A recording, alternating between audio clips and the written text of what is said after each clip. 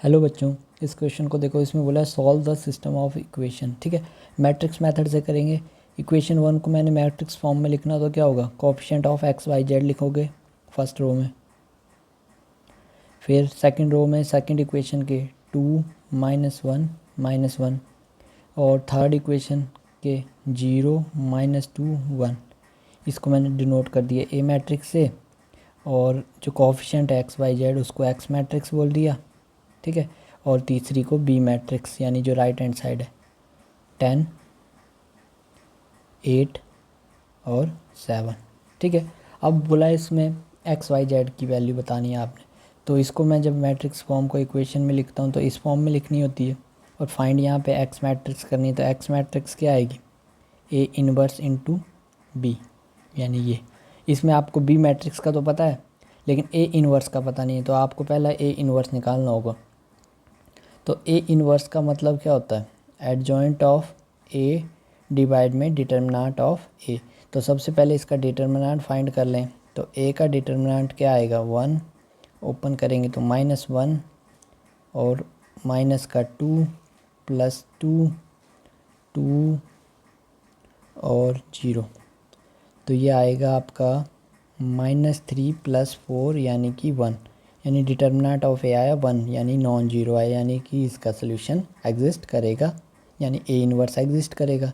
तो अब ये तो निकाल लिया, अब क्या निकालना है, एडजॉइंट ऑफ ए।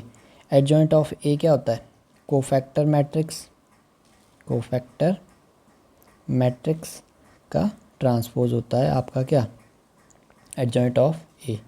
ठीक है, और अब मैं इधर पहले मैट्रिक्स लिख लेता हूँ, क्या है आपकी 1 - 2 0, और 2 - 1 -1, और 0 - 2 1। ये आपकी ए मैट्रिक्स है। ठीक है, अब आपने क्या निकालना है, कोफैक्टर मैट्रिक्स। तो उसके लिए पहले माइनर निकालने होंगे। माइनर लिख लो M11 M12 M13 M21 M22 M23 M31 M32 और M33, यानी इन सभी एलिमेंट्स का आपने माइनर निकालना है। जैसे M11 का यानी कि फर्स्ट पोजीशन वाला का माइनर, इसके रो और कॉलम हाइड कर दो, यानी इसके साथ वाली, तो आएगी -1, और ये प्लस का यानी माइनस का 2। ऐसे ही 1 2 यानी इसकी रो कॉलम हाइड कर दो तो 2, फिर थर्ड वाले M13 यानी कि -4। ऐसे ही नेक्स्ट इसकी निकालनी हो तो इसकी रो कॉलम हाइड -2, इससे आगे इसकी निकालनी हो तो 1, इसकी निकालनी हो तो -2, इसकी निकालनी हो 2, इसके -1,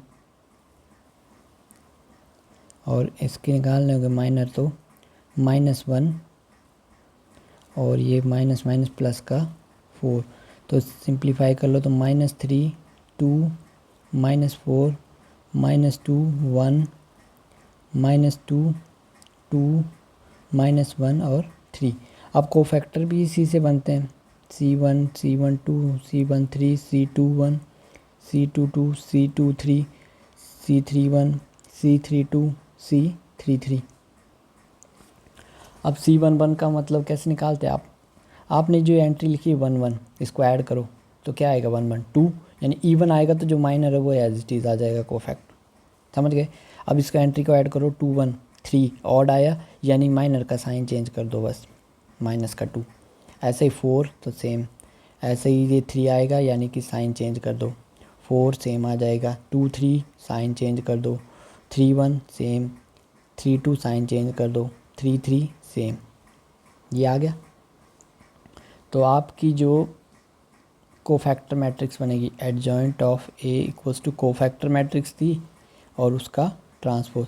कोफैक्टर मैट्रिक्स लिखते हैं -3 -2 -4 2 1 2 2 1 3, और इसका ट्रांसपोज। तो एडजॉइंट ऑफ ए जो आएगा आपका वो आएगा -3 -2 -4 2 1 2 2 1 3। ये आया एडजॉइंट। तो ए इनवर्स क्या होता है, एडजॉइंट ऑफ ए डिवाइड में determinant of A. Determinant of A क्या आया है आपका 1 आया ना, यानी कि जो एडजॉइंट आया है वो ही इनवर्स है, यानी ए इनवर्स की वैल्यू आ गई आपकी -3 2 2 -2 1 1 -4 2 3। ठीक है, अब आपने निकालना था x, वो था आपका ए इनवर्स इंटू बी। ठीक है, अब इसमें वैल्यू पुट करो। तो पहले चेक कर लें हमारा जो माइनर एडजॉइंट आया है -3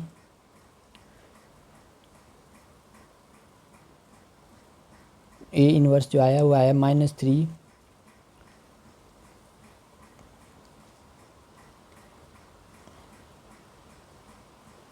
2 1। गड़बड़ कहाँ हुई, तो आपने x लिखा, ए इनवर्स मैट्रिक्स वैल्यू रख दी -3 2 2 -2 1 1 -4 2 3। और b क्या थी आपकी, b मैट्रिक्स थी 10 8 7 10 8 7। अब इसको मल्टीप्लाई कर दो तो जो मैट्रिक्स मिलेगी वो आपकी बनेगी, वो मैं डायरेक्ट लिख देता हूँ 0 -5 और -3। अब ये एक्स मैट्रिक्स के इक्वल आया, एक्स में आपके क्या थे एक्स वाई और जेड। तो यहाँ से एक्स की वैल्यू, वाई की वैल्यू और जेड की वैल्यू आपको मिल गई। एक्स की वैल्यू 0, वाई की वैल्यू -5 और जेड की वैल्यू -3।